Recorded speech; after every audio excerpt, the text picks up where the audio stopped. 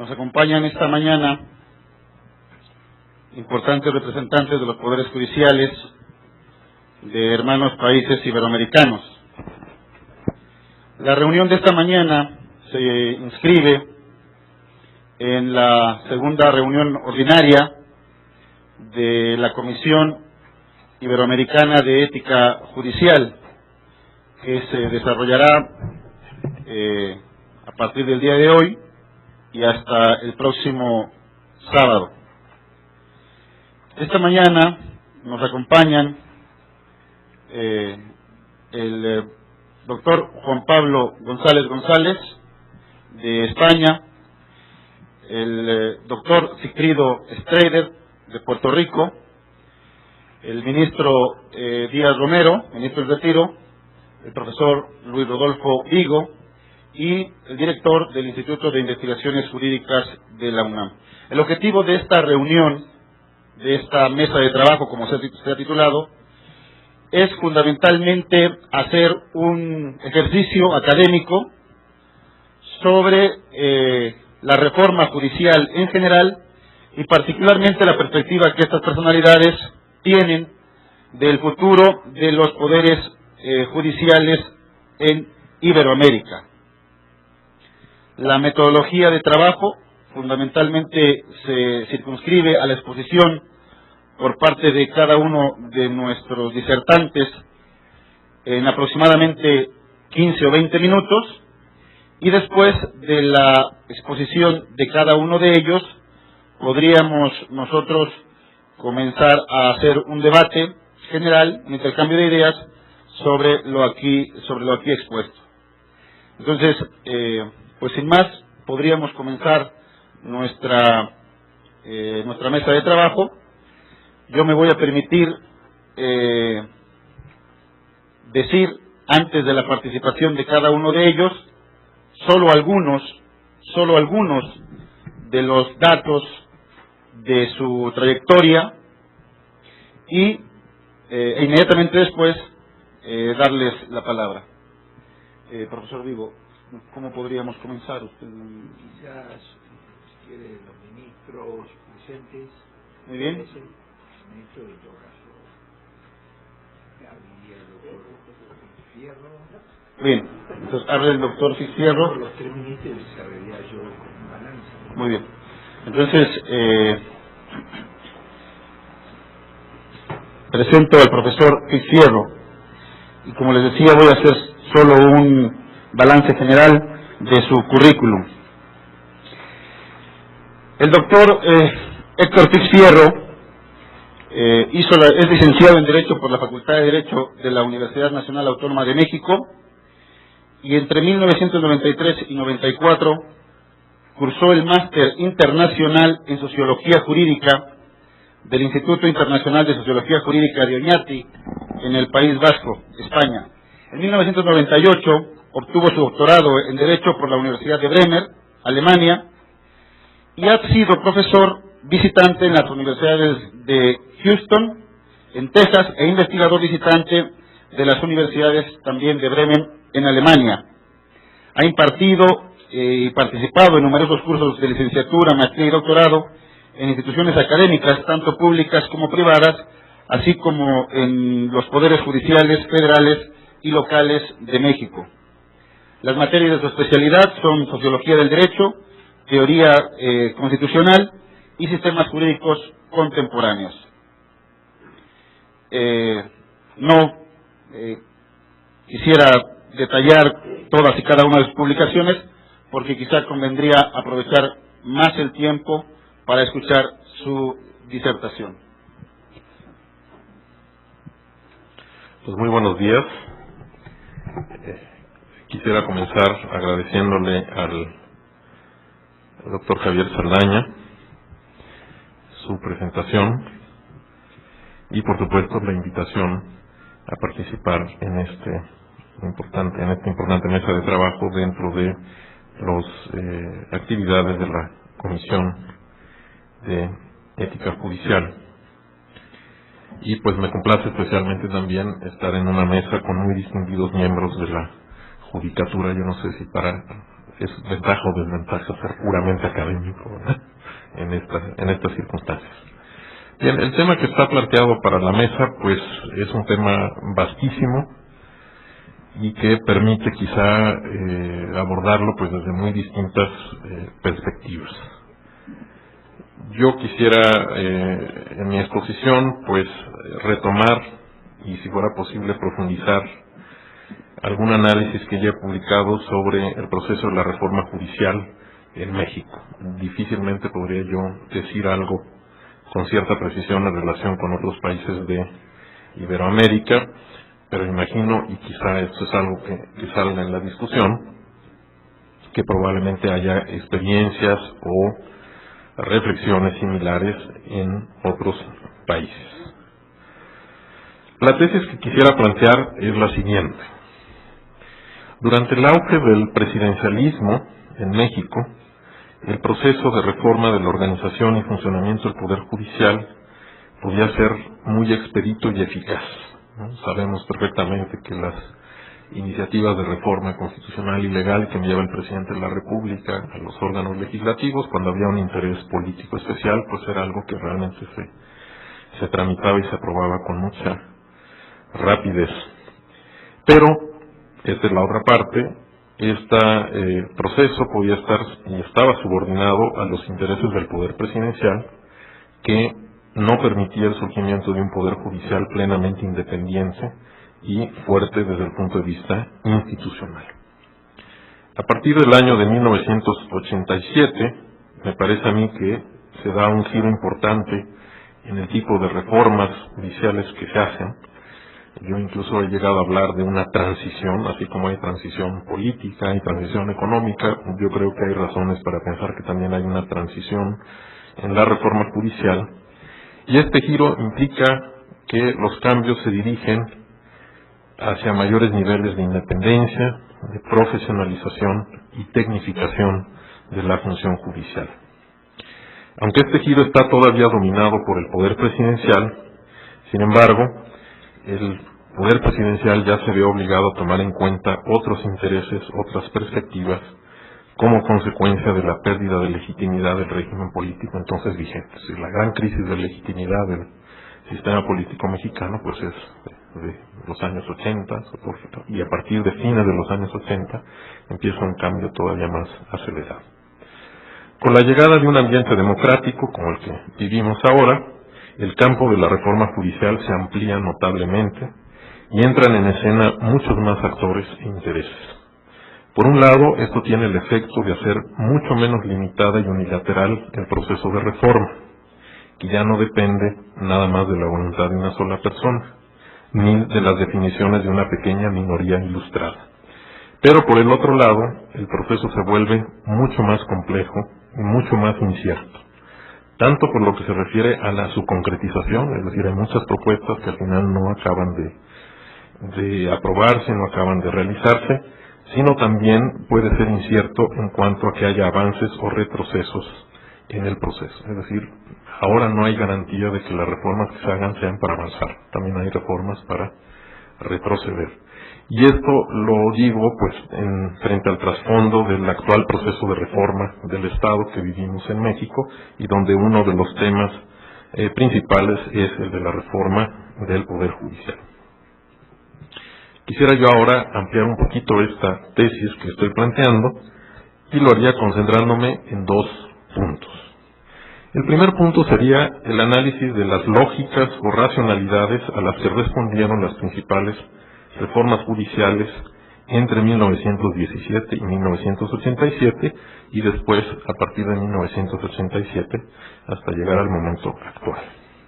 Y el segundo punto sería el análisis de los actores y los intereses que intervienen actualmente en el campo de la reforma judicial. Y vuelvo a insistir, pues esto creo que es un trasfondo importante para entender mejor hacia dónde va o puede ir la reforma del Poder Judicial que se discute en el marco de la reforma del Estado.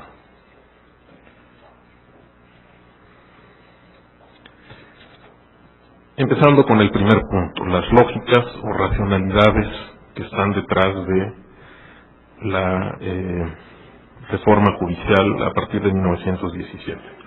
La primera lógica yo la llamaría la lógica del poder presidencial.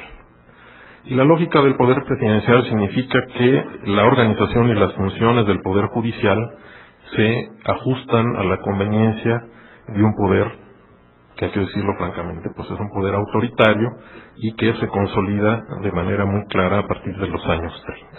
Y los ejemplos de los cambios pues son muchos. Tenemos cambios importantes en el modo de nombramiento de los ministros.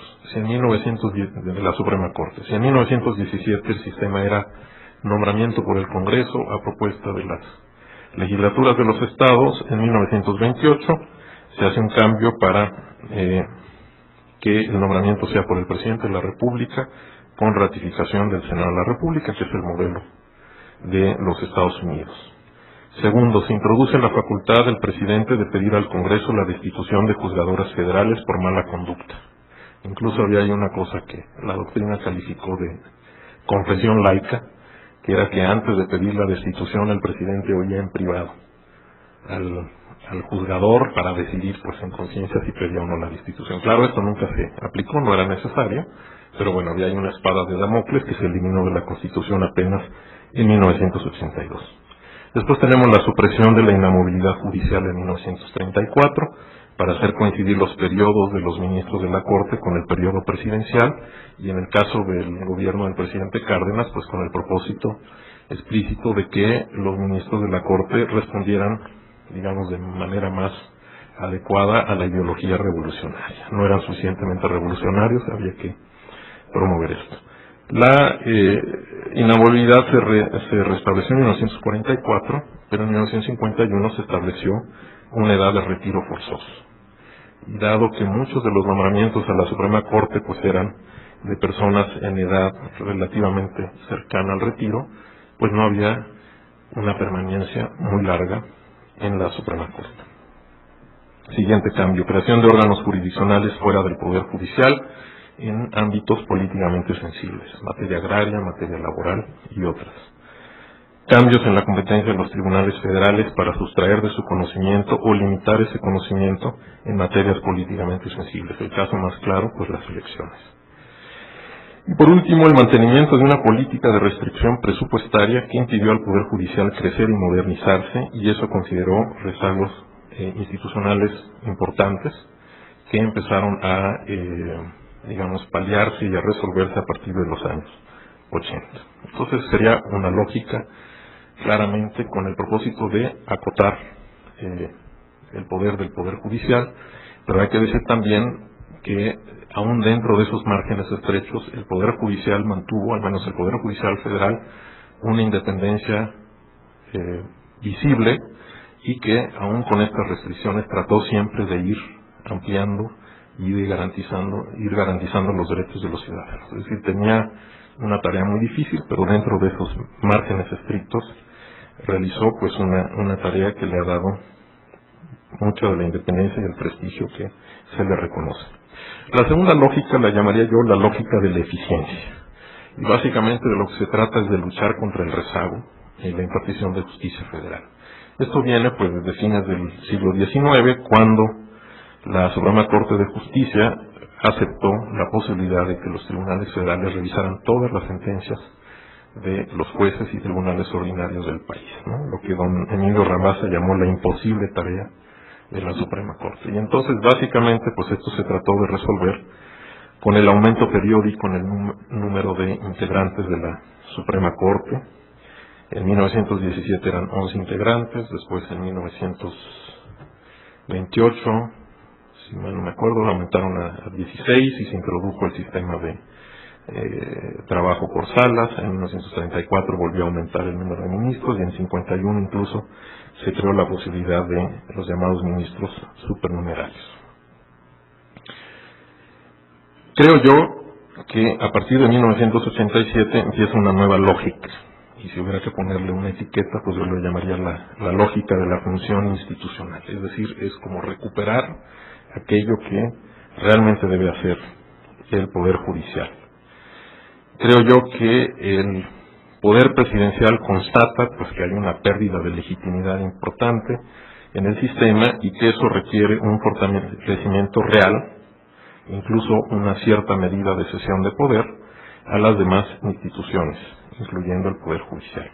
Sin embargo, el Poder Presidencial trata de mantener controlado, digamos, el alcance y los tiempos y términos en que se da esta transferencia de poder hacia otras instituciones. Creo que es el caso de las reformas de 1987 y 1994, ¿no? Donde de alguna manera todavía el proceso está controlado, pero creo yo que esto a final de cuentas es contradictorio con la lógica del poder. Es decir, ceder poder pues tiene problemas respecto de una lógica de poder.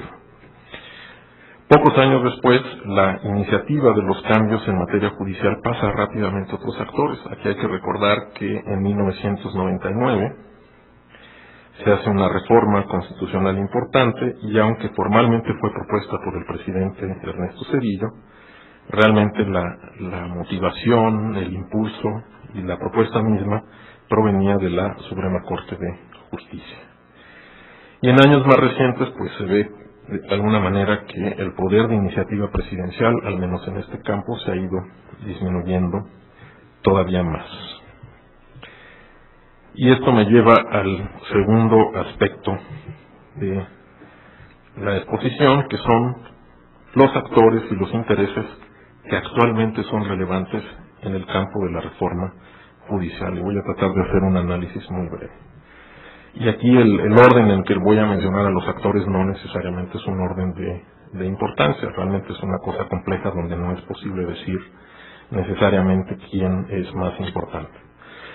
Por supuesto, tenemos a la Suprema Corte de Justicia de la Nación, que pues ha pasado de ser el objeto pasivo de algunas reformas y en algunos casos un actor que cuando mucho tenía un poder de veto, ¿no? Hay que recordar, hubo algunas reformas importantes que no prosperaron porque el Poder Judicial no estaba de acuerdo y bueno, al menos el presidente reconoció que no era conveniente hacer reformas que no tuvieran al menos un principio de acuerdo o de aceptación por el Poder Judicial Federal. Bueno, pues esto ha cambiado y la Suprema Corte se ha convertido en un actor visible e influyente. Ya mencioné yo la propuesta la reforma de 1999 que propuso la propia Suprema Corte y tenemos también el caso de la propuesta de la nueva ley de amparo. Nada más que en este caso esa propuesta no ha prosperado hasta la fecha de hoy. También habría que mencionar el aumento muy importante del presupuesto judicial en el año de 2001. Fue un aumento prácticamente del doble, después de que el presidente entonces de la Suprema Corte, el ministro Góngora, pues públicamente, digamos, hizo notar que el presupuesto del Poder Judicial era insuficiente. Y, por último, pues hay que mencionar la convocatoria que hizo la Suprema Corte a una consulta que lleva un título un poco complejo, que es de Consulta Nacional sobre la Reforma Integral y Coherente del Sistema de Impartición de Justicia en el Estado Mexicano, que se tradujo en la publicación de un libro blanco el año pasado y que realmente es una sistematización, creo yo, muy lograda de todos los temas, ¿no? Una articulación de los temas de la reforma judicial, incluso estudiando cuáles son las alternativas de cambio, ¿no? Y cuáles tendrían que ser ya las modificaciones concretas que se requerirían para lograr esos cambios, ¿no? Si son modificaciones a nivel constitucional, a nivel de las leyes, a nivel de la jurisprudencia, a nivel, digamos, de los acuerdos internos del Poder Judicial, o incluso pues meros cambios de administración y de organización. Sin embargo, pues este nuevo poder de la Corte tiene límites, ¿no? Y es un poder vulnerable, diría yo. Es un poder vulnerable en la medida que no vaya envuelto en la legitimidad que da la racionalidad del derecho. Es decir, si la Suprema Corte quiere jugar en este espacio público nuevo como un actor político más, yo creo que lleva las de perder. Lo que realmente le puede dar autoridad y fuerza es que detrás de sus acciones y de sus posiciones pues haya una racionalidad, una justificación, una motivación que sea comprensible y que sea aceptada por la sociedad. Ninguna institución en un ambiente democrático puede funcionar sin un apoyo social Y hay que decirlo, esto lo demuestran muchos estudios que se han hecho en el mundo. En general, los poderes judiciales y los tribunales constitucionales en particular tienen buena prensa, generan simpatía, protegen derechos, defienden al ciudadano de los abusos del poder, resuelven conflictos dentro de los órganos del Estado. Entonces, esto en principio genera buena aceptación entre los ciudadanos, y yo creo que es un poder que entonces se debe apoyar ahí, pero tiene también sus límites. Y un límite muy importante pues es que aquellos otros poderes que se puedan sentir vulnerados por el Poder Judicial pues tienen en su mano, ¿no?, la llave del cambio constitucional, la llave presupuestal, y eso a final de cuentas implica restricciones importantes. Segundo actor, los abogados y las barras de abogados. Mi percepción es que las organizaciones de abogados pues han tenido hasta ahora un papel relativamente menor, y me parece que no va a ser un papel que vaya a crecer especialmente. ¿Por qué? Porque en México las organizaciones profesionales son relativamente débiles. No hay una obligación de asociarse, de tener una colegiación, de tener actividades que fortalezcan a la profesión, y entonces pues muchas veces las organizaciones pues se limitan a intervenciones y a pronunciamientos que son puntuales, que tienen importancia, ¿no? Yo no lo niego, y tampoco impide que miembros en lo individual de la profesión tengan una participación destacada en las discusiones o incluso en la formulación de proyectos, pero yo estoy hablando aquí de actores organizados. Tercer grupo, el de los académicos. Pues los académicos, creo yo que su misión en este tema es la de estudiar y hacer propuestas de reforma y sobre todo hacer diagnósticos. Esto es algo que en México nos ha faltado muchísimo. Se han hecho muchas reformas que no han estado basadas en diagnósticos discutidos, públicos, ¿no? Digamos, antes de la reforma de 1994, pues no había estudios ni diagnósticos, no había una discusión como había en otros países de Iberoamérica. Probablemente la influencia de los académicos pues sea menos directa que en otros tiempos, ¿no? En otros tiempos pues ciertas personas del medio intelectual, digamos, tenían el oído del gobernante, y a veces con una buena idea que proponían, si se la aceptaban, pues tenía un impacto directo en los cambios y en las reformas. Yo creo que esto ahora es más difícil, ¿no? Es más difícil que suceda, y en todo caso cualquier propuesta ya va a tener que negociarse y va a tener que discutirse con otros actores. Ya no basta que el académico entregue una propuesta muy acabada, probablemente cuando llegue al Congreso ya hicieron muchos cambios y al final no reconozcan la paternidad del niño, ¿no? Lo que yo creo que es muy importante a veces de la misión de los académicos es criticar, examinar e incluso a veces desvirtuar muchas ideas comunes que circulan sobre ciertos temas.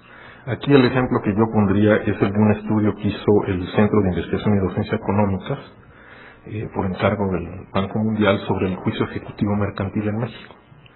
Y lo que hizo este estudio fue examinar muchas de las hipótesis sobre las ideas que comúnmente se manejaban, ¿no?, los lugares comunes sobre por qué funciona o no funciona este tipo de juicio. Hicieron un estudio empírico riguroso que demostró que muchas de las cosas que se decían no eran ciertas, sino eran otras distintas. Entonces, pues una política jurídica y una política en materia de reforma judicial tienen que alimentarse, aunque sea de alguna manera, de este tipo de estudios. Siguiente actor, medios de comunicación. Pues no necesito decirles que tienen un impacto cada vez más grande en la definición de los problemas de la justicia.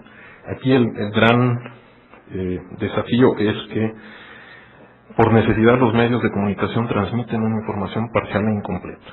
O sea, es muy difícil transmitir a los ciudadanos una descripción precisa, detallada, técnica de cuáles son los problemas. Entonces, por lo que se hacen son titulares y notas breves, y probablemente el ciudadano pues se queda con un cuadro que puede tener elementos de realidad pero que no es completo, y eso tiene consecuencias. Siguiente actor, pues los organismos de la sociedad civil, ¿no?, las famosos ONGs, ¿no?, organismos no gubernamentales, que tienen también cada vez mayor capacidad de definición y movilización para ciertos temas de la agenda pública. El ejemplo más claro es de los famosos juicios orales, ¿no?, que han sido promovidos por una red que está formada por instituciones académicas y organismos no gubernamentales.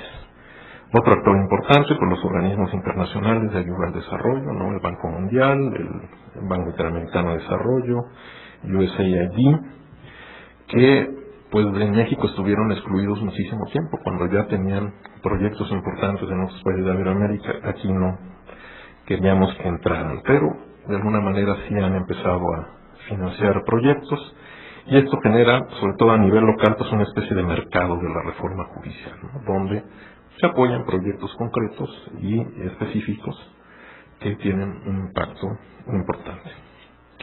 Pues ya mencioné, el presidente de la República es un actor que pues parece perder fuerza o importancia, aunque sobre todo en materia de reforma judicial. En la reforma hacendaria y en otros el presidente es el personaje principal, pero en la reforma judicial yo creo que no.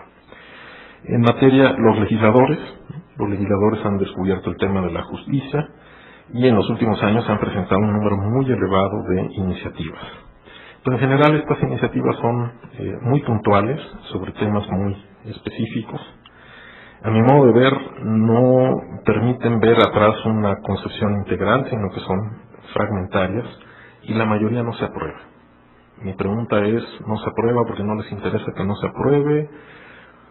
¿O simplemente es un mecanismo de mostrar que están trabajando en un tema? De cualquier manera, me parece muy positivo que existan muchas iniciativas, porque cuando se llega ya a discutir temas de reforma, pues se pueden alimentar de lo poco o mucho que hayan hecho los legisladores hasta ese momento.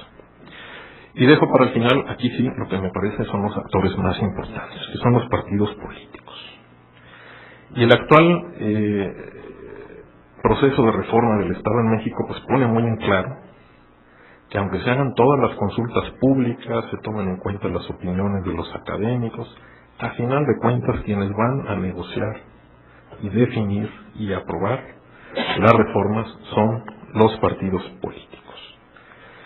En la materia electoral pues está muy claro que lo que se discuta ahora está subordinado muy claramente a sus intereses y desafortunadamente pues intereses de corto plazo. Yo creo que les ha faltado visión y más bien quieren imponer, es decir, ver qué sacan en el juego y qué beneficia sus oportunidades electorales. La gran pregunta que yo me hago es si lo mismo va a ocurrir con la reforma del Poder Judicial. La pregunta sería si los partidos políticos tienen un interés real en impulsar esa reforma, que de alguna manera pues sigue fortaleciendo y dando más poder a unas instituciones que no son directamente instituciones políticas. Eso hay que verlo con claridad. Y sobre todo la pregunta es si los partidos políticos son capaces de entender la lógica que ha seguido la reforma judicial de los últimos 20 años, o si vamos a retroceder a la lógica del poder. Para concluir, yo diría que hay dos condiciones favorables a la reforma del Poder Judicial. Por un lado, me parece que es un tema que podríamos llamar noble, no es un tema directamente partidista ni ideológico, está ligado a expectativas sociales muy claras, la gente tiene hambre y sed de justicia, podríamos decir, y esto los partidos políticos pues, lo pueden ver como una oportunidad de generar un consenso por encima de ideologías y de fronteras partidistas y pues perfilarse con un capital político importante, ¿no? Hay como también condición favorable pues un conjunto importante de propuestas que tienen una proveniencia plural y que se basan en diagnósticos, en discusiones que tienen tiempo y que yo creo que finalmente identifican con claridad los temas importantes. Sin embargo, pues yo le pondría un signo de interrogación. Al final no sé si pueda ganar la tentación de todas maneras sacar tajada política del tema de la reforma del del Poder Judicial, ¿no? Los partidos políticos pues están obligados a responder, a dar cuentas a la sociedad, entonces pues habría que confiar en que al menos en este tema logremos algún avance real. Y ya de veras para concluir, terminaría yo autocitándome, ¿no?, de algún trabajo que publiqué, donde al final digo yo que la reforma judicial y por tanto el futuro del Poder Judicial, que es lo que estamos aquí discutiendo, decía yo textualmente, pasa inevitablemente por el campo de la política. Su trayectoria se definirá, para bien y para mal, en la discusión y la negociación públicas, y no más por la voluntad de un solo hombre o de una sola institución, por ilustrada o bien intencionada que pueda ser. Muchas gracias.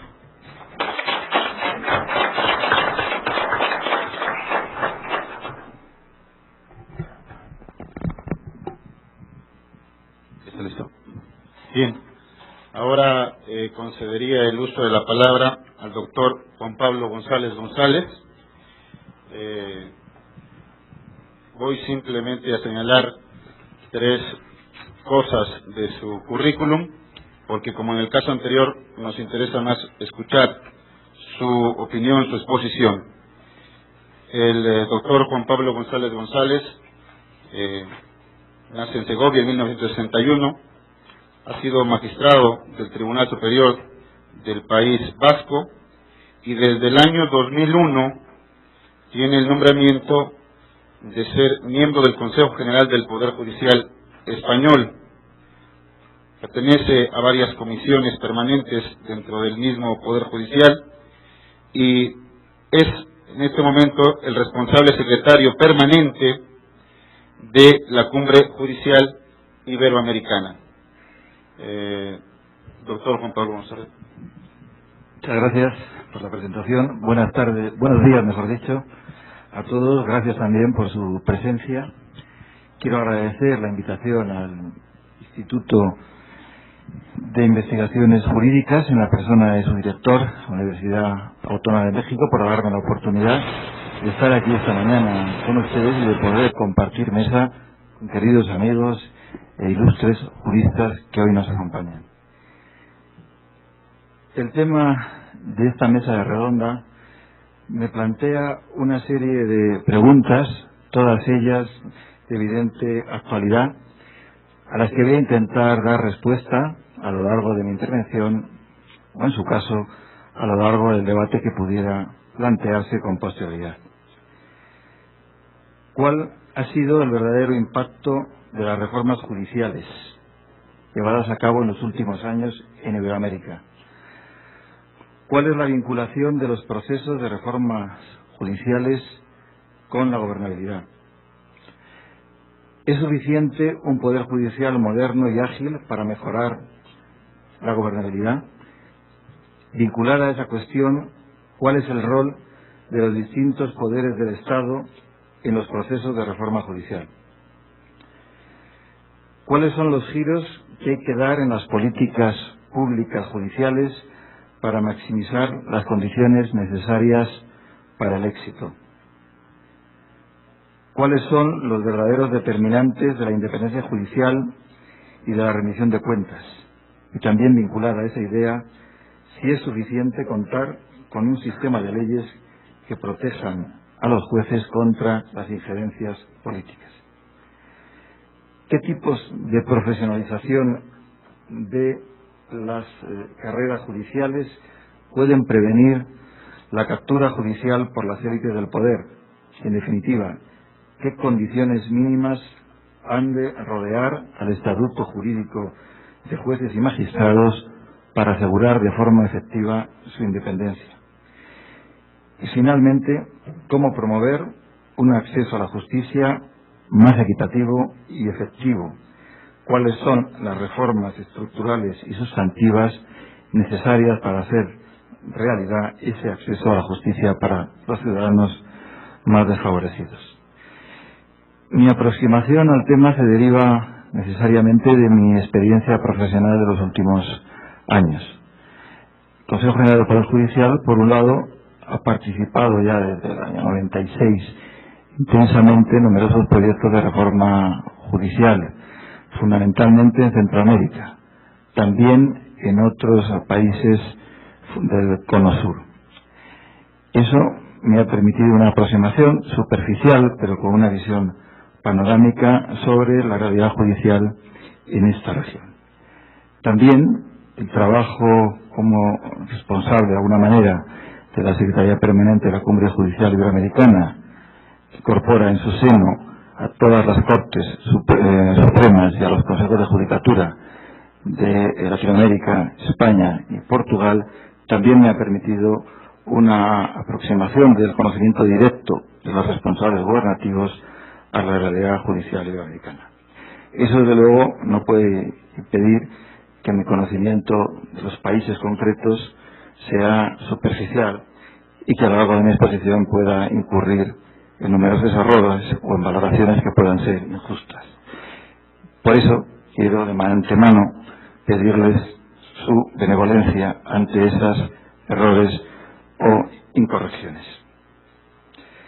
Una aproximación al tema, al problema de la reforma judicial en Iberoamérica precisa partir de una serie de premisas que se encuentran en la base de cualquier proceso de reforma judicial. En primer lugar, y esta idea creo que está vinculada a lo hace unos minutos manifestado por el doctor Fis, los procesos de reforma judicial en cualquier país, América, en Europa, exigen contar con todos los poderes del Estado, en cuanto que esos poderes son los que definen las estrategias nacionales de desarrollo en las que las reformas judiciales tienen que integrarse con naturalidad. De ahí la importancia de los pactos de Estado, de alcanzar grandes consensos políticos, en la idea de buscar soluciones perdurables, integrales a los problemas de la justicia, que vayan más allá de los intereses contingentes particulares de uno u otro partido político. Segundo lugar, segunda premisa, es algo no obviedad. Los poderes judiciales constituyen el evidente factor que se encuentra en la base de cualquier proceso de progreso, de desarrollo, de consolidación política y económica.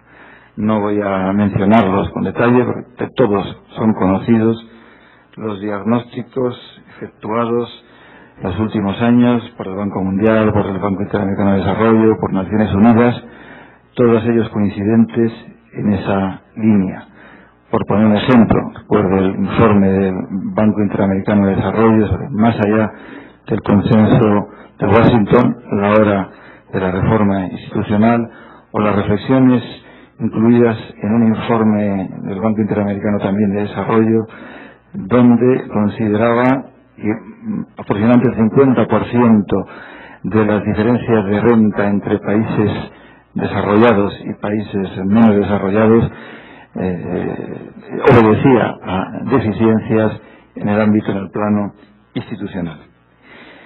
Y tercera premisa de un proceso de reforma judicial, destacar la importancia de la participación en esos procesos, de la implicación en esos procesos de las autoridades económicas, empresariales y, por supuesto, también de todas las instituciones representativas de la sociedad civil. Y dicho esto, voy a centrar mi intervención en tres áreas básicas. En primer lugar, un diagnóstico de situación. En segundo lugar, una referencia a las lecciones aprendidas en los últimos años. Y por último, una serie de propuestas o estrategias de intervención de cara al futuro. Por lo que se refiere al diagnóstico de situación, administración de justicia, del sistema judicial en Iberoamérica, insisto, dicho esto con un carácter general.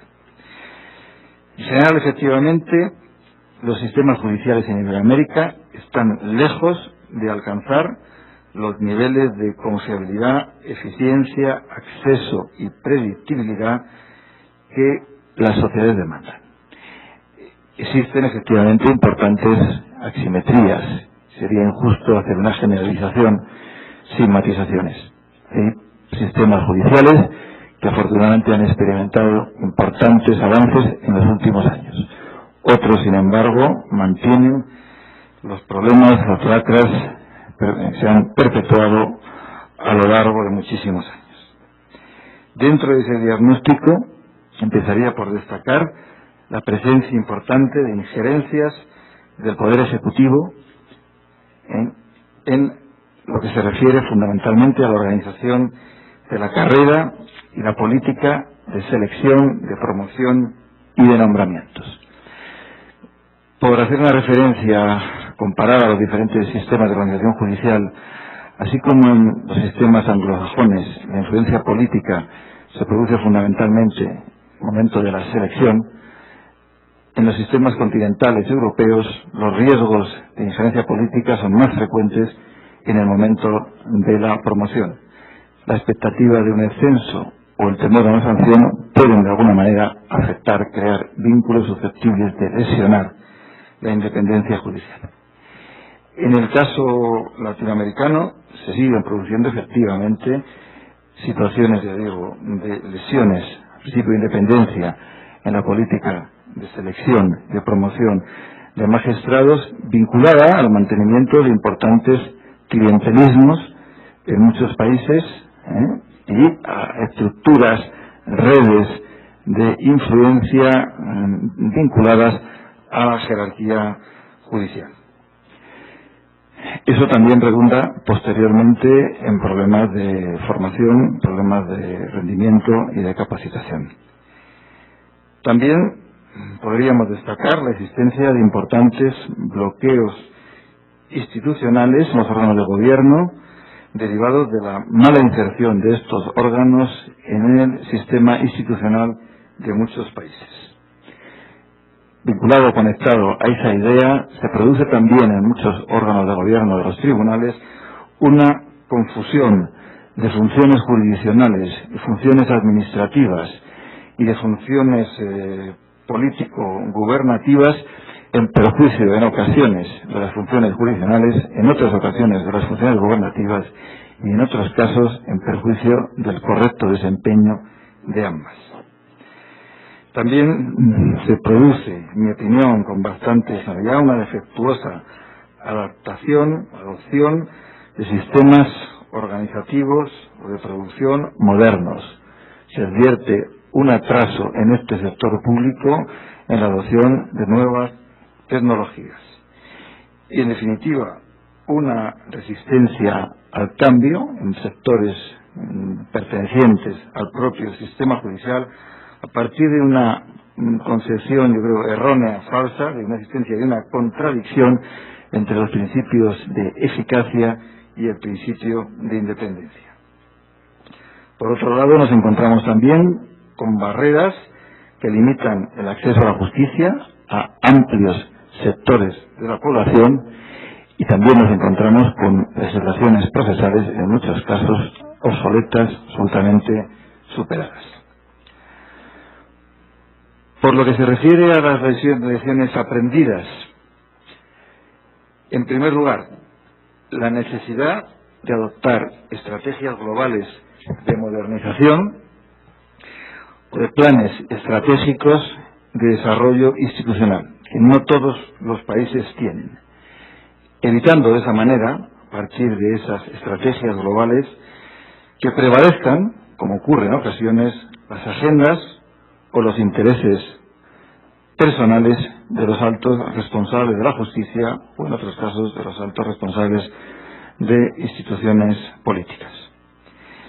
Segunda lección: los procesos de reforma judicial no pueden desarrollarse al margen de la voluntad de las autoridades del país. Se requiere alcanzar amplios consensos políticos para que esas reformas sean eficaces y, sobre todo, sean perdurables. En definitiva, es preciso una decidida voluntad reformadora, un liderazgo claro y, sobre todo, continuidad, permanencia en el esfuerzo, compromiso a largo plazo. Y, por último, es necesario implicar activamente a todas las instituciones, personas, grupos afectados por las reformas judiciales: abogados, jueces, funcionarios, fiscales, académicos. Por lo que se refiere a las estrategias de intervención, muy brevemente destacaría, en primer lugar, en el plano de la articulación política del Poder Judicial, sigue siendo necesario insistir en el fortalecimiento de la independencia judicial. superar la existencia de modelos de carrera judicial, son formalmente modelos de carrera, pero que en la realidad no son efectivos modelos de carrera, mejorando los principios, criterios de selección y promoción, conforme a verdaderos principios de mérito y de capacidad, acabando, en definitiva, con las situaciones de clientelismo. Y desarrollar, los países donde no existe, un estatuto jurídico del juez detallado y adornado de todo tipo de garantías. En algunos países no existe ese estatuto jurídico, por ejemplo en Inglaterra, donde los controles son informales, pero existe una cultura jurídica tremendamente arraigada en el conjunto de la sociedad que dificulta enormemente la presencia de injerencias políticas hacia los miembros del sistema judicial. Desgraciadamente, en los modelos continentales europeos se parte de una situación de desconfianza entre las instituciones que exige la aprobación, la promulgación de estatutos jurídicos, insisto, muy detallados. Más allá del plano de la articulación política del Poder Judicial, reviste enorme importancia el problema de la eficacia. La respuesta a la pregunta de si el sistema de justicia es eficaz, si sirve realmente a los ciudadanos. Si hay alguna idea que da sentido a la administración de justicia, es la idea de servicio, no en el sentido administrativo de servicio público, sino de respuesta a los problemas que plantean los ciudadanos en cada momento, en cada situación. Y Erin decía, el derecho existe para la vida. Lo que no va más allá del papel, lo que no trasciende, al final no tiene ningún sentido. Por eso la preocupación creciente en los sistemas judiciales por dar respuesta a esa pregunta, a esa exigencia cada vez creciente en nuestras sociedades de la eficacia del sistema judicial.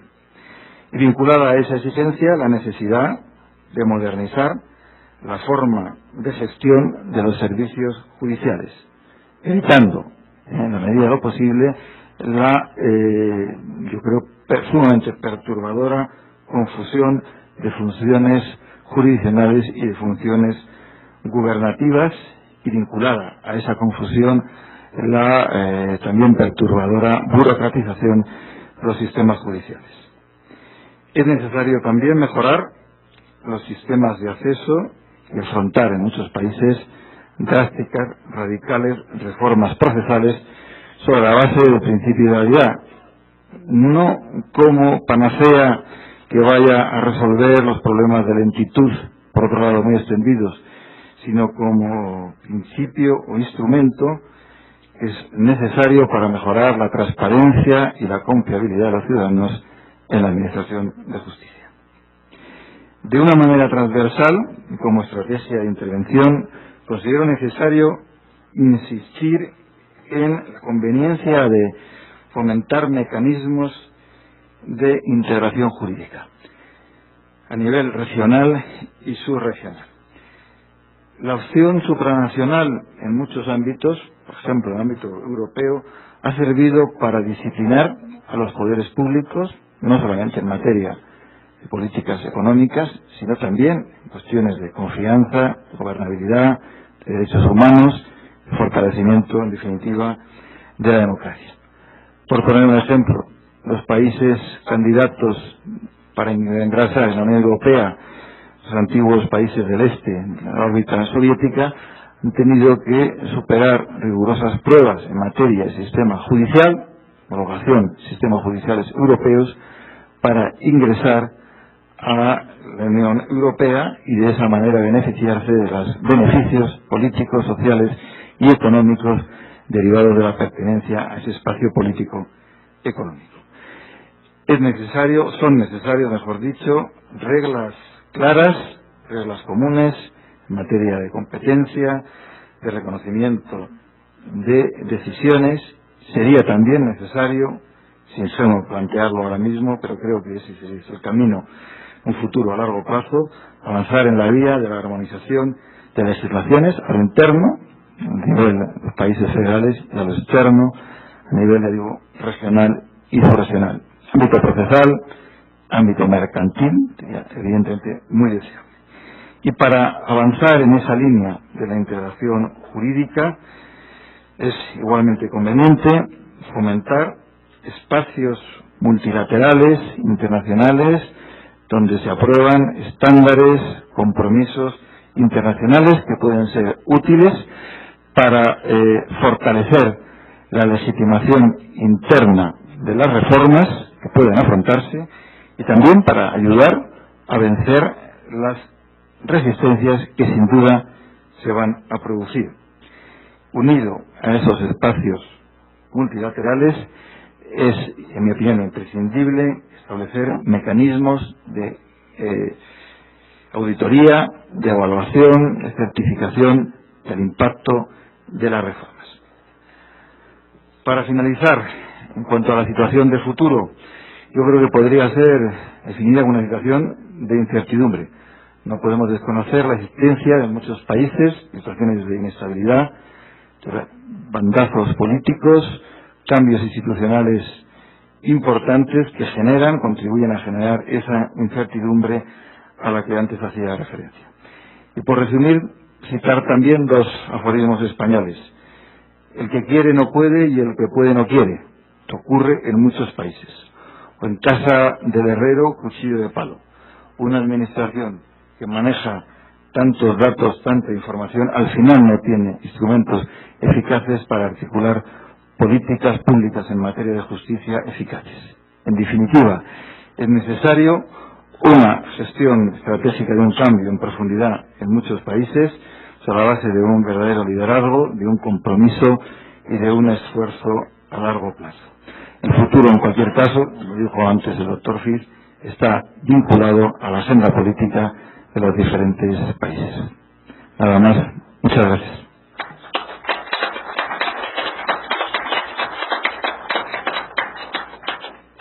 Agradecemos al doctor Juan Pablo González su participación y ahora en este mismo tenor de exposiciones cederíamos el uso de la palabra al doctor Sigfrido Esteider Figueroa. También, como en el caso anterior, solamente voy a reseñar dos o tres cosas de su trayectoria de currículum. El juez Sigfrido Esteider es juez superior del Tribunal de Primera Instancia de Puerto Rico, juez administrador de la región judicial de Guyana, es profesor de la Escuela de Derecho de la Universidad Interamericana de Puerto Rico y también ha sido director ejecutivo por 5 años de la Junta Examinadora de Aspirantes en el ejercicio de la abogacía y la notaría en su país. Tiene uso de la palabra. Muchas gracias y buenos días. Agradezco primero que nada la invitación que me han hecho para participar en esta actividad junto a tan distinguidas personas y apreciados amigos. Para aclarar, soy juez administrador en la región judicial de Guayama, muy parecido a Guyana, pero es un pueblo al sur de la isla de Puerto Rico cuyo nombre es Guayama.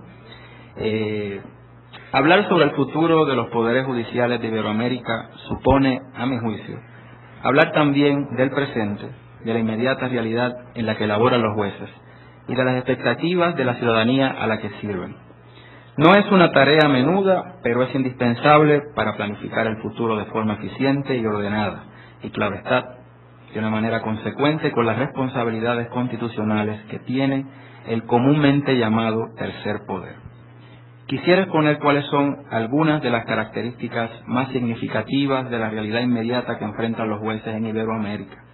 También quisiera exponer cómo, a mi juicio, esas características se traducen en retos que deben encarar los funcionarios y jueces del Poder Judicial. Debo advertir, sin embargo, que esta discusión no agota todas las posibilidades. Es más bien una exposición panorámica que parte de la realidad específica en la que me desempeño como juez y, claro está, de las preocupaciones más inmediatas que tengo sobre este tema. Si me pidieran que enumerara algunas características que describan la realidad que enfrentan los jueces, enumeraría la siguiente. Primero, existe una creciente desconfianza hacia las instituciones de gobierno que en mayor o menor grado también se manifiesta sobre la judicatura. En segundo lugar, la independencia judicial sufre de tiempo en tiempo embates de parte de los poderes políticos. Tercero, los tribunales enfrentan controversias de mayor complejidad matizadas por evidentes divisiones sociales en cuanto a las posibles alternativas jurídicas, lo que coloca a los jueces en muchas ocasiones en el centro de la crítica y del debate público. Cuarto, el desarrollo tecnológico nos presenta nuevas formas de hacer el trabajo judicial. Quinto, la sociedad se torna más litigiosa, lo que parece contradictorio con el hecho de que la ciudadanía desconfía de las instituciones de gobierno y en alguna medida también de la judicatura. Me parece que estas características son comunes en muchos de los países iberoamericanos, si no en todos. Los examinaré brevemente y formularé algunas impresiones sobre ellas. Es común notar cierto grado de desconfianza de parte de la ciudadanía hacia las instituciones de gobierno. Esta desconfianza se manifiesta en programas radiales y televisivos de opinión pública, en la prensa y en encuestas. En lo que respecta a mi país, en el año 2000, la rama judicial de Puerto Rico publicó los hallazgos y recomendaciones de la Comisión Futurista de los Tribunales, una comisión creada por la Presidencia del Tribunal Supremo de Puerto Rico con el propósito de auscultar la realidad puertorriqueña, delinear tendencias y proponer ideas sobre los proyectos que urgía desarrollar para que la rama judicial del país cumpliera a cabalidad su misión en los años venideros. La Comisión Futurista de Puerto Rico realizó varias sesiones de trabajo con grupos focales para evaluar la percepción pública sobre la judicatura y sobre los procesos judiciales. El informe final reveló que entre las personas consultadas existía un sentimiento de desconfianza hacia las instituciones de gobierno porque eran incapaces de resolver sus problemas, porque carecían de compromiso social y porque estaban desmedidamente politizadas, queriendo significar con ello que la gestión gubernamental estaba determinada sustancialmente por los intereses y compromisos con los partidos políticos. La percepción sobre la rama judicial, por el contrario, era distinta. El informe de la Comisión Futurista destacó que, a juicio de los consultados, los tribunales eran un bastión de la democracia y que constituían el foro al que podían acudir en busca de soluciones a sus problemas. En el año 2005, apenas 5 años después, la Comisión de Derechos Civiles de Puerto Rico, una entidad autónoma cuya función es velar por el respeto de las libertades y derechos fundamentales en Puerto Rico, publicó un estudio sobre la independencia judicial. En este incluyó los hallazgos de una encuesta realizada sobre diversos aspectos vinculados a este tema. Una de las preguntas requería que los encuestados establecieran un orden jerárquico entre diversas instituciones del país a la luz de la confianza que les inspiraban. La institución que obtuvo el mayor respaldo en Puerto Rico fue la prensa, seguida de las instituciones que prestan servicios médicos. En tercer lugar quedó el Tribunal Supremo de Puerto Rico, foro de máxima jerarquía en el ordenamiento del país. Los otros 2 tribunales que componen la estructura judicial de Puerto Rico, el Tribunal de Apelaciones y el Tribunal de Primera Instancia, obtuvieron un respaldo menor que instituciones como la Policía y el Departamento de Justicia. Curiosamente, en ese estudio, las instituciones que menor apoyo recibieron fueron la Oficina del Gobernador y la Legislatura del país. Esta relativa mejor percepción de la población sobre la rama judicial no significa que el Poder Judicial puertorriqueño no esté también a merced de la crítica pública. Solo significa que frente a otras instituciones sociales, la judicatura tiene una mejor percepción, al menos en el 2005. Así, aun cuando todos los estudios sugieren que la percepción pública del Poder Judicial suele ser más favorable que la percepción que se tiene de los otros poderes del Estado, parece haber cierta desconfianza por asociación. La gente desconfía de toda forma de autoridad y la rama judicial, por ser parte de la autoridad estatal, se convierte ocasionalmente en objeto de la misma desconfianza que enfrenta a los otros poderes del Estado. La pregunta que debemos hacernos es: ¿qué podemos hacer para fortalecer la legitimidad de las instituciones de justicia? ¿Qué debemos hacer para que el Poder Judicial sea acreedor de la más amplia confianza ciudadana? Una de las razones dadas por las personas consultadas en el estudio que realizó la Comisión Futurista de Puerto Rico en el año 2000 para desconfiar de las instituciones de gobierno fue lo que llamaron la politización, esto es, la constante toma de decisiones a base de consideraciones político-partidistas. Debemos pues pensar en las herramientas que tenemos para encarar el reto que representa esa percepción pública. Y pienso que las tenemos. La judicatura no administra justicia arbitrariamente, resuelve controversias conforme a derecho. La objetividad normativa que confiere el respeto al Estado de Derecho y a la supremacía de la ley como uno de sus componentes despolitiza al Poder Judicial. El fortalecimiento del Estado de Derecho o el rule of law del mundo anglosajón se nos presenta así como medio para ampliar la confianza ciudadana en el sistema de justicia. Su fortalecimiento garantiza una objetividad básica del quehacer judicial que minimiza la arbitrariedad y posibilita que el derecho sea cierto, consistente y predecible. Por otro lado, para ganar y fortalecer esa confianza ciudadana es necesario contar con un cuerpo deontológico que defina la conducta judicial y extrajudicial éticamente exigible. De este modo, adoptar o fortalecer los códigos de ética y adiestrar a los jueces sobre su contenido y implicaciones en su vida inmediata es parte de la agenda de prioridades. Importante además que de modo consecuente con estos esfuerzos se desarrollen mecanismos objetivos de evaluación de jueces que propicien su mejoramiento profesional y que permitan identificar las debilidades de la judicatura. Así, el fortalecimiento del Estado de Derecho, el desarrollo de códigos de conducta judicial y mecanismos de evaluación de jueces se nos presentan como herramientas que pueden contribuir a superar ese sentimiento de desconfianza generalizado que existe en muchos países. La segunda realidad que describí incide sobre la independencia judicial, pilar esencial de la democracia. La independencia judicial, como principio, tiene implicaciones amplias que se basan en el estricto ámbito del proceso de adjudicación de controversias. Incluye la facultad de administrar y de planificar el futuro del Poder Judicial sin interferencias indebidas de los otros poderes del Estado. Por tal razón, para su plena manifestación, el Poder Judicial requiere también de autonomía administrativa, de autonomía en asuntos económicos. La experiencia nos dice, sin embargo, que las conquistas que pueden lograrse en esas áreas no implican necesariamente que ocasionalmente haya que retomar las luchas, incluso sobre áreas que en un momento se consideraron superadas. Quisiera compartir con ustedes una situación ocurrida recientemente en mi país que ejemplifica la ocasional vulnerabilidad del principio de independencia judicial. La rama judicial de Puerto Rico goza de autonomía administrativa por disposición constitucional. Carecía de autonomía en asuntos presupuestarios. Hace 4 años, sin embargo, la legislatura del país aprobó la Ley de Autonomía Presupuestaria de la rama judicial como un intento de ampliar su independencia. Dicha ley confirió al Poder Judicial un porcentaje fijo del presupuesto gubernamental sin necesidad de que mediara una petición presupuestaria de las autoridades judiciales hacia los poderes del Ejecutivo y Legislativo. Se trató realmente de un logro significativo consecuente con la aspiración ciudadana de maximizar la despolitización de las entidades gubernamentales y que contribuyó a fortalecer la independencia del Poder Judicial. Sin embargo, durante el mes de mayo del 2006, un período de insuficiencia en los recaudos del gobierno obligó al Poder Ejecutivo a hacer economía. En una decisión sin precedentes en la historia de nuestro pueblo, el gobierno dejó de brindar servicios al país por más de una semana, con excepción de los servicios básicos de salud y de seguridad. La propuesta gubernamental contempló la reducción de un 25% del presupuesto que correspondía a la rama judicial durante los meses de mayo y junio de ese año. Además, al confeccionar el presupuesto del año fiscal, que inició el 1 de julio del 2006, el Poder Ejecutivo propuso que se congelara la fórmula que garantizaba la independencia presupuestaria de la rama judicial a tan solo 3 años de que fuera adoptada. La resistencia institucional y la eventual solución de la insuficiencia fiscal impidieron que la propuesta se concretara. Esa experiencia, sin embargo, nos recordó que la lucha por la defensa de la independencia judicial es continua, no cesa. Además de un principio de organización política, podemos concebir a la independencia judicial como una continua aspiración.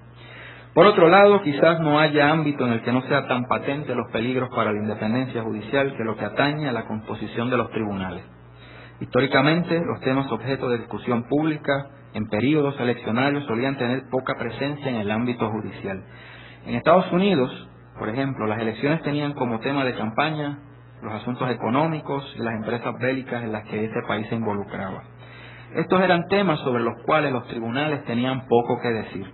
Sin embargo, en las últimas décadas, en Estados Unidos y también en Puerto Rico, el proceso político se ha centrado sobre temas en los que los tribunales tienen un rol importante, lo que ha motivado una mayor atención pública sobre la composición de las cortes y sobre las decisiones judiciales, las uniones de hecho, entre parejas del mismo sexo, la muerte asistida, el Estado y la religión, el aborto, la pena de muerte, son temas que en la actualidad forman parte de las discusiones políticas en Norteamérica y en Puerto Rico, y creo que también en Iberoamérica, y que con frecuencia conforman el ideario programático de los partidos políticos. En ese escenario, no es extraño que los partidos y diversos sectores políticos estén interesados en la composición de los tribunales. No es extraño que en ocasiones ese interés se traduzca en propuestas osadas que lesionan la independencia judicial. De ahí la imperiosa necesidad de evaluar las alternativas existentes para minimizar ese potencial. De ahí nace la importancia de evaluar las experiencias de otros países para idear alternativas que puedan en alguna medida contribuir a superar los ocasionales embates que sufre la independencia del Poder Judicial. Esta es una agenda continua que considero tendremos que seguir discutiendo en toda Iberoamérica. El tercer punto que destaqué en mi enumeración de la realidad que enfrentan los poderes judiciales se vincula a la naturaleza de las controversias enfrentadas por los tribunales. Un elemento sobresaliente del informe de la Comisión Futurista del año 2000, del cual antes les hablé, lo fue el hecho de que las personas consultadas entendían que los tribunales debían asumir un rol más protagónico.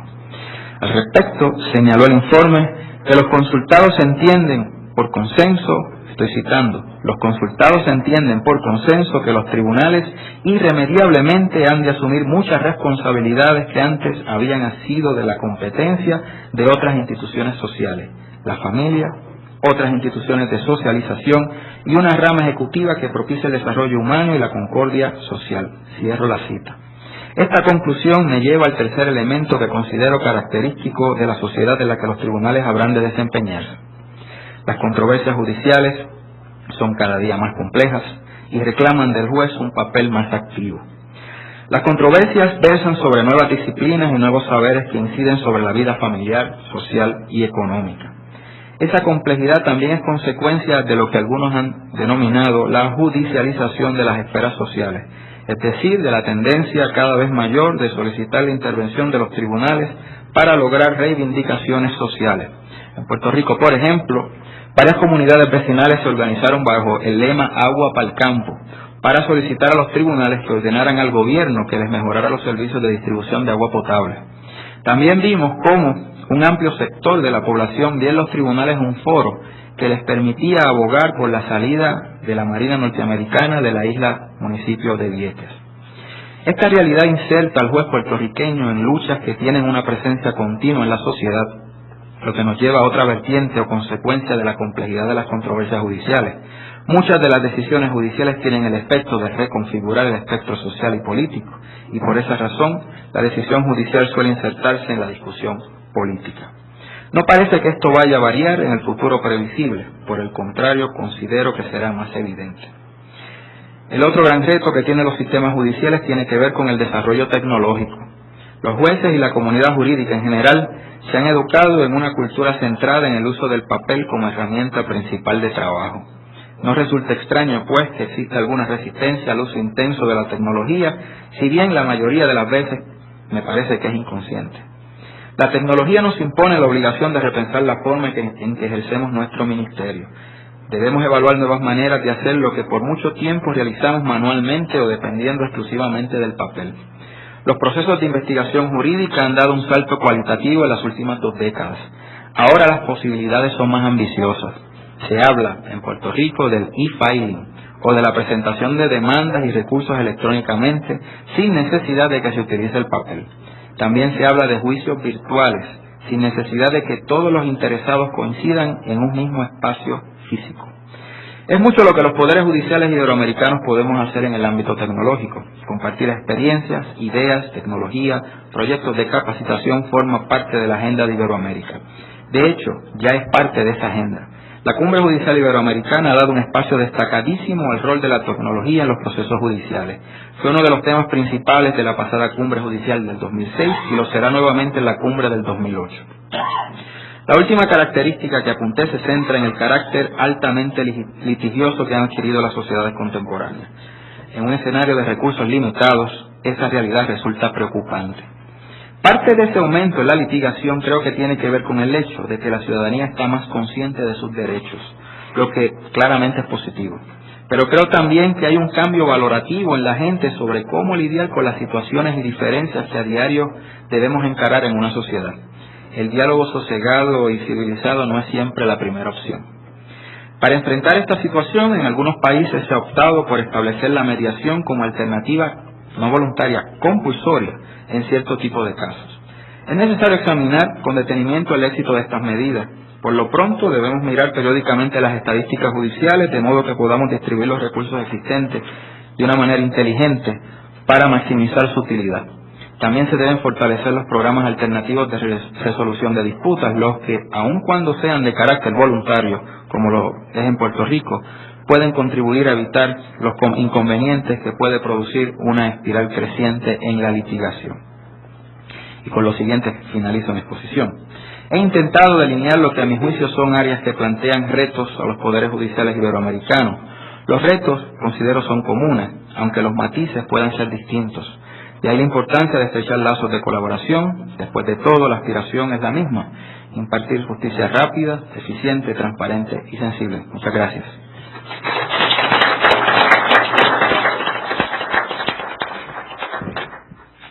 Bien, agradecemos la participación del doctor Sigfrido Streider. Ahora vamos a dar el uso de la palabra al doctor Rodolfo Luis Vigo. Como en los demás casos, solo destacaré 2 o 3 cosas de su amplio currículum. El doctor Vigo es abogado y doctor en Ciencias Jurídicas y Sociales por la Universidad Nacional del Litoral. También licenciado en Ciencias Políticas por la Universidad Nacional del Rosario, en Argentina. El profesor Vigo ha sido juez de la Cámara de Apelaciones en lo civil y comercial en la ciudad de Santa Fe, y también presidente de la Junta Federal de Cortes y Superiores Tribunales de Justicia de la provincia argentina.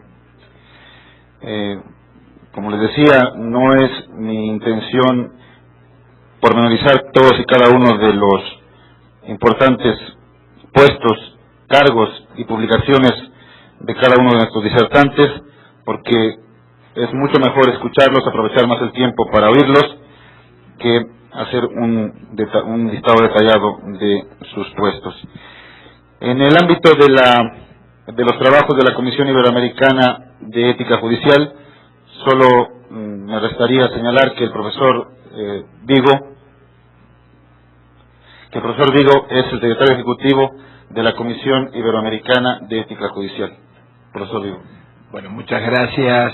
Muy honrado de la oportunidad que me brinda el Instituto de Investigaciones Jurídicas de esta prestigiosa universidad para compartir con colegas y amigos algunas reflexiones sobre el futuro, en definitiva, del Poder Judicial.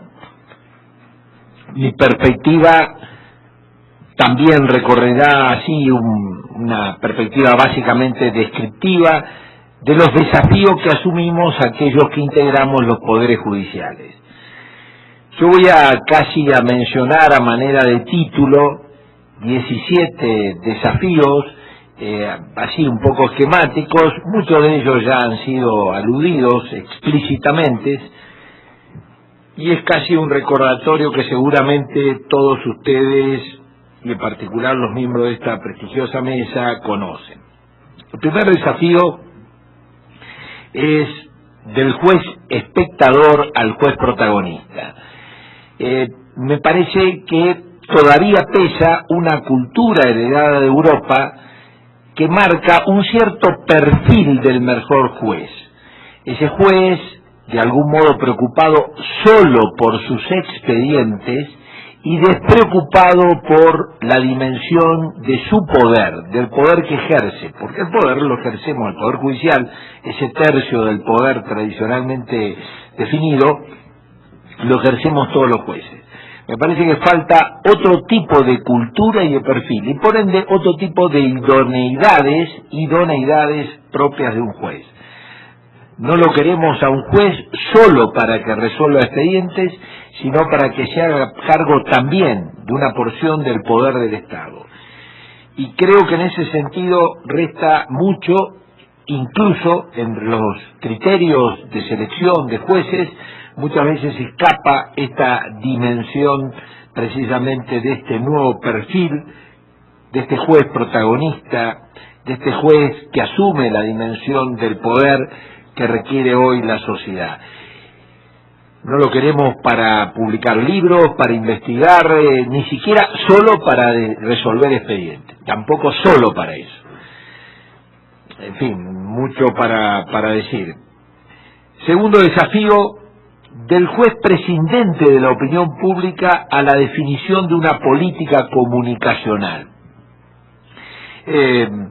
También otra obviedad a la que hacía referencia el director del instituto, este espacio de los medios de comunicación. Y no basta hacer bien las cosas, lo sabemos, sino que es necesario, entre comillas, saber venderlas. Y para ello es necesario una política comunicacional, conocer el mundo de los medios de comunicación, generar los puentes necesarios y al mismo tiempo construir esa política comunicacional. En fin, una gran variedad de estrategias en ese sentido, voceros, cartillas, salas.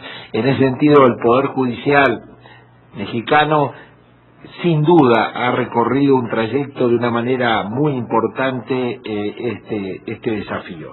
El tercer desafío de un juez guiado por su conciencia a un juez preocupado por inspirar confianza en una permanente actitud transparente. Esta cuestión del parecer.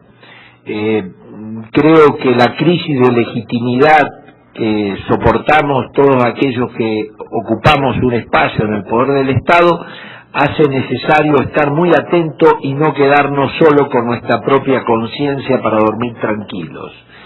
Es imprescindible darnos también, cada uno de nosotros, y también colegiadamente, esta actitud que procura generar confianza. Y para ello también es necesario construir estrategias, tomar conciencia de ello, etcétera, etcétera.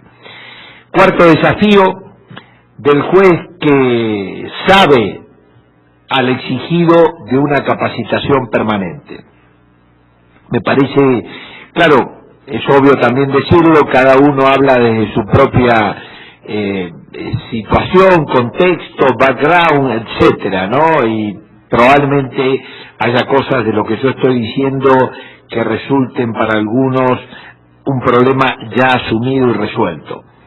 Vuelvo a esta necesidad de capacitación permanente, no en términos meramente voluntarios. Creo que en ese sentido el Estatuto del Juez Iberoamericano, aprobado por la Cumbre Judicial en el 2001, asume esta exigencia de una manera apropiada, dado que establece la obligatoriedad de la capacitación de los jueces. Obligatoriedad. Marca una serie de supuestos, pero advierto que al menos en mi país y en muchos otros países que conozco, la idea de una capacitación permanente y forzosa parece muy distante. Y es obvio también que no puede quedar este desafío simplemente librado a la aceptación voluntaria de a los que está destinada. El quinto desafío, algo que se apuntó reiteradamente, del juez preocupado por el tiempo a la exigencia de la diligencia y la eficacia del servicio. Otro documento muy importante, la Carta de Derechos de las Personas ante la Justicia en el Espacio Judicial Iberoamericano, aprobado por la Cumbre en el 2002, habla de un servicio de justicia ágil, eficiente y eficaz. Y aquí entra el tema de la evaluación del rendimiento, de la calidad del servicio que prestamos en términos cuantitativos y también cualitativos. Creo que aquí hay una deuda enorme, este tema de la eficacia y la diligencia. Por supuesto que aquí puede haber muchísimo aporte desde algunos otros poderes judiciales, pero también es como un desafío que está lejos de ser asumido en varios de nuestros poderes judiciales, esta dimensión del tiempo, de la eficiencia, de la eficacia, etc. El sexto desafío, de la irrelevancia de la administración del Poder Judicial a su trascendencia y complejidad. En fin, en mi experiencia de juez, desde el año 84, percibo todo lo que hemos crecido y muchas veces con resistencia de los colegas de comenzar a asignarle a la administración del Poder Judicial los recursos, los cargos que ella demandaba. Más bien predominaba inercialmente la idea de que el Poder Judicial básicamente son los jueces, o mejor dicho, no básicamente, que eso está bien, sino que el Poder Judicial son solo los jueces. No cabe ninguna duda que toda la dimensión que supone la administración del Poder Judicial tiene una importancia que muchas veces los jueces no advertimos, e incluso muchas veces, me consta, asumimos este crecimiento de la dimensión administrativa del poder, del área de la administración, como una especie de competencia, y para lo cual hay que intentar retasearle poder, recursos, etcétera, etcétera. Séptimo desafío, de estructuras judiciales estáticas a estructuras judiciales flexibles. Creo que aquí vendría muy bien algún viento anglosajón, en aras de la practicidad. Muchas veces parece casi incomprensible, sobre todo a la hora de explicarle a un ciudadano común, la rigidez de nuestras estructuras judiciales. Uno, en definitiva, esto, insisto, cada cultura tiene matices, dimensiones del problema muy diferentes, pero en mi país, en algunas provincias, se pretende y se ha garantizado incluso jurisprudencialmente que uno es designado para un determinado juzgado y solo para ese juzgado, y en consecuencia no cabe ninguna posibilidad, porque si no se conmoverá la Constitución si de pronto se le asignan otras funciones judiciales más allá de aquellas que de una manera directa le corresponden.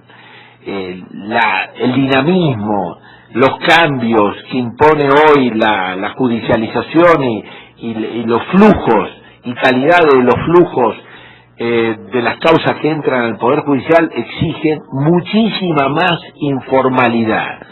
Realmente parece absurdo, e insisto, sobre todo cuando uno apela al sentido común, explicar la rigidez, el formalismo sin sentido que acompañan a muchas de nuestras estructuras.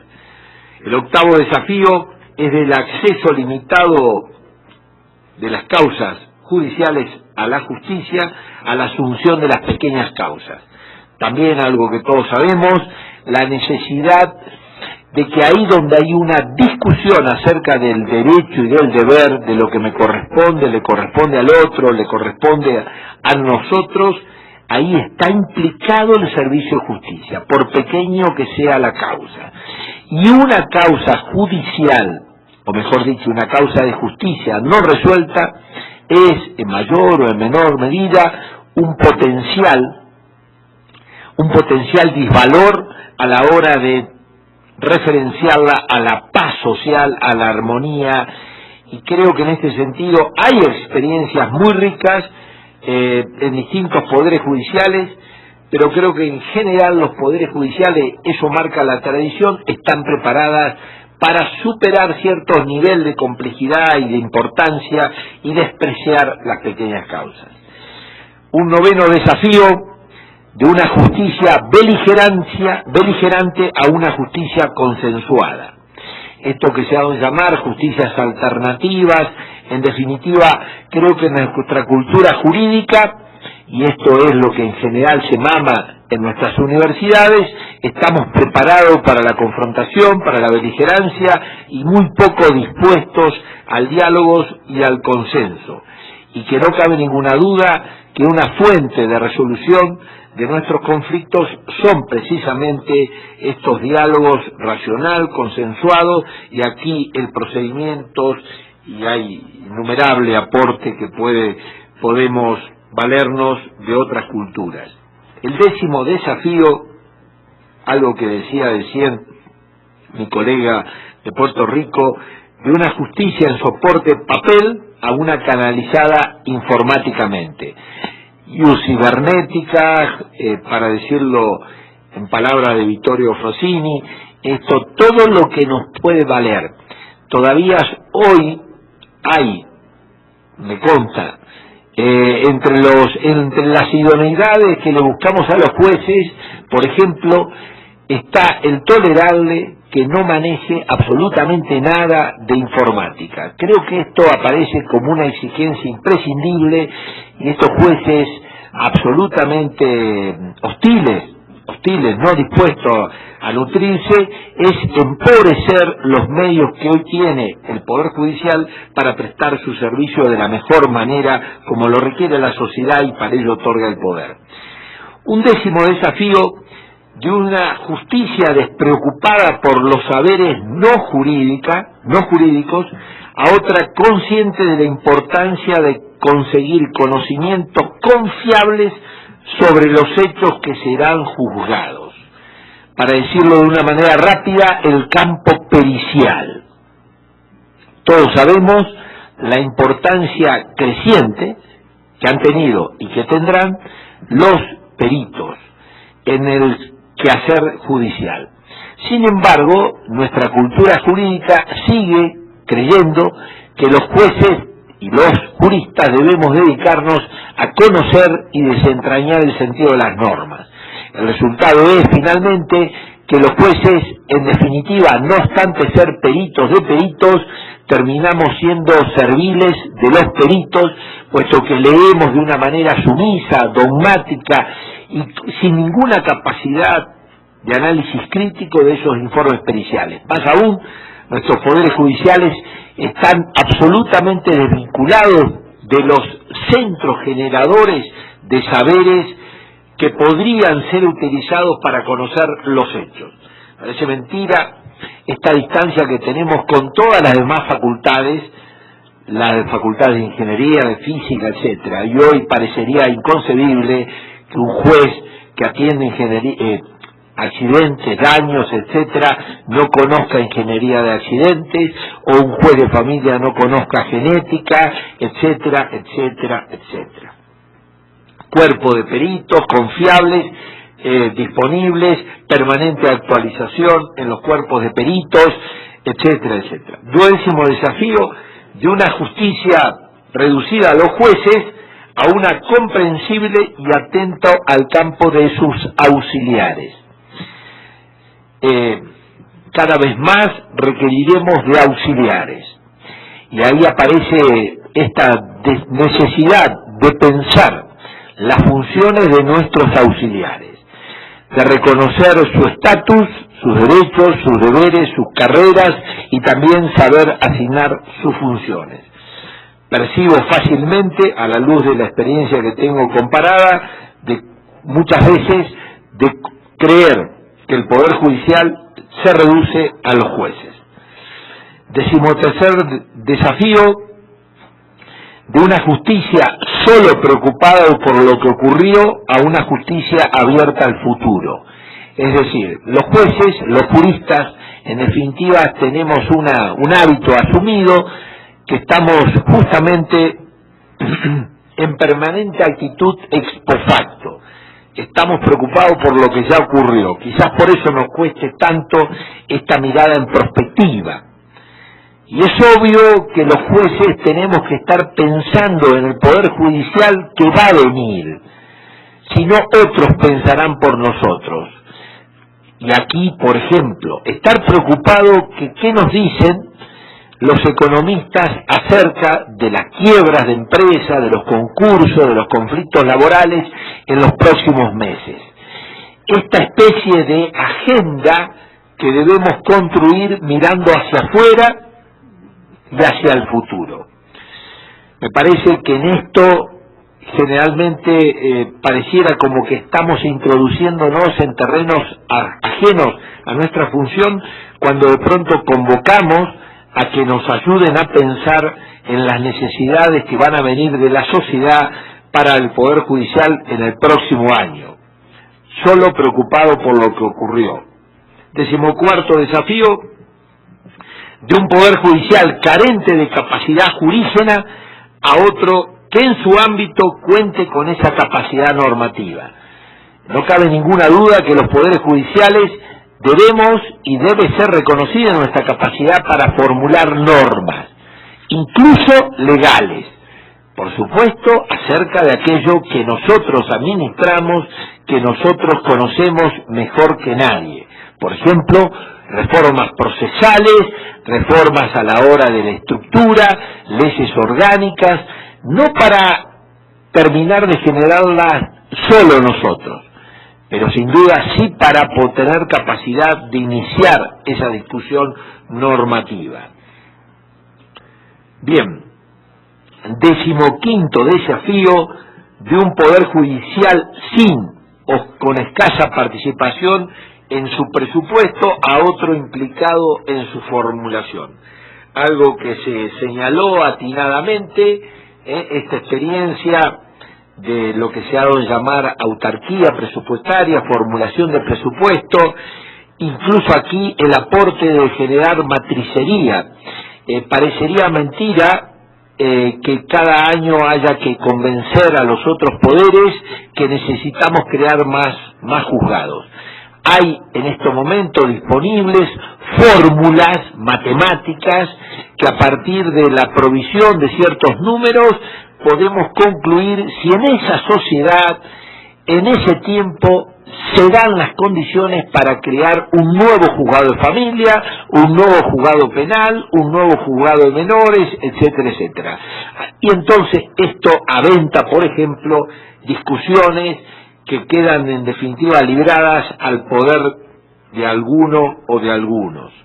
El 16º desafío: el tema de una débil a una fuerte, eficaz preocupación por la difusión de la jurisprudencia y de la cultura jurisprudencial.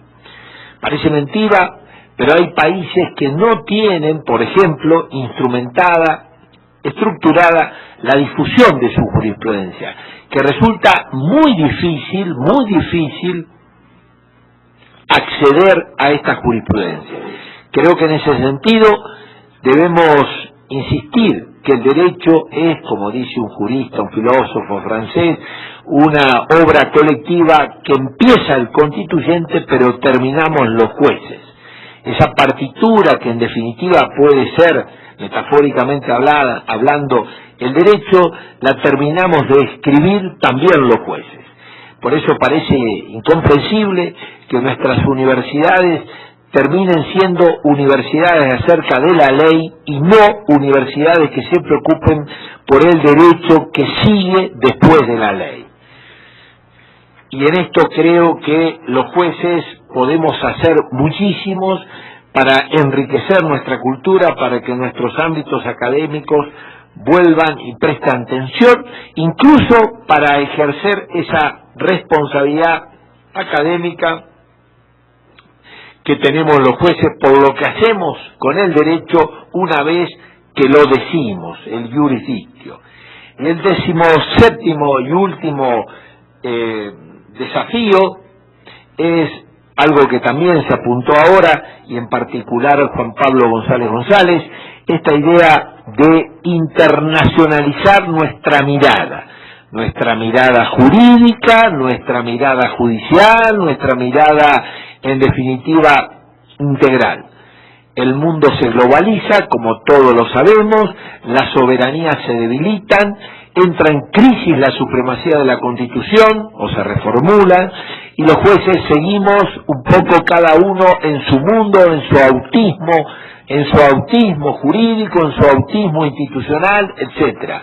Hay riquísima experiencia acumulada que, en definitiva, precisamente queda encerrada en cada uno de nuestros países, países que están muy cercanos a cada uno de nosotros, y sin embargo nos tocará cada uno de nosotros recorrer y llegar quizás trabajosamente a algo que, de habernos valido de la experiencia externa, lo hubiésemos podido transitar mucho más fácil, incluso sin la necesidad de incurrir en errores. En definitiva, en estos 17 desafíos que teníamos hoy los poderes judiciales, que no son, por supuesto, una nómina exhaustiva, son simplemente desafíos que seguramente todos los presentes, y en particular los miembros de esta mesa, conocen sobradamente. Pero no por conocidos debemos olvidarnos de ellos, y me parece que este ámbito es propicio para volver a prestar atención a ellos. Muchas gracias.